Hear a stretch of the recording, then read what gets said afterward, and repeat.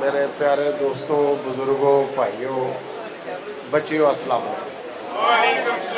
पहले नंबर ते तुहाडे सारिਆਂ ਦਾ शुक्रिया कि तुसां सानूं इत्थे बुलाया। ते दूसरे नंबर ते चौजाज साहब होरां दा, हाफिज साहब होरां दा, भट्टी बरादरान दा शुक्रिया कि उन्हां भी सानूं दावत दित्ती है ते वो सारे इत्थे आए। मेरे कोल सियासी गल कोई नहीं, मेरे को गल भाईचारे। असी अलहमदुलिल्ला सन इन्हां पिंडां दे विच अज तक मायूसी नहीं हुई, ना तुसां सानूं अज तक मायूस कीता है। ते अल्लाह पाक दी ज़ात तुहानूं खुश रखे।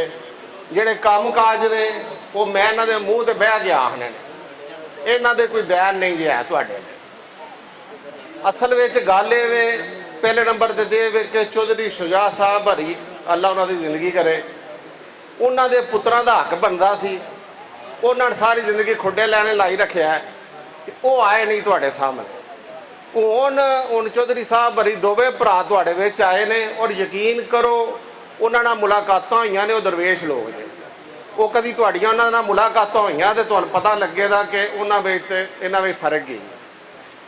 ते चौधरी जाज साहब हरी ऐसे बंदे जे, ये बच्चियां नाल बच्चे जे, बुजुर्गां नाल बुजुर्ग जे, ते वड्डियां नाल भरावां नाल भरा, वो बड़े नाइस बंदे जे। और काम शाम जड़े जे वो असल में जड़ा मैं अगे तुहानूं आख्या कि काम शाम जड़े ने वो दैन नहीं, जड़ा साडा हक बनदा है ना वो सानूं उत्ते देंदे ने। उन्हां दा मिशन ही है वे कि जड़ा अज तक सानूं हक नहीं लभा तुहाडे तक पहुँचाया जाए, लेकिन उन्हां दा दैन नहीं। लेकिन असी मेहरबानी उन्हां दी करनी है कि यार साडा जड़ा काम सी, साडे जड़े रुके सन वो नहीं सन हुंदे, वो अज भिउंदे ने, ते अलहमदुलिल्लाह ये होंदे रहन।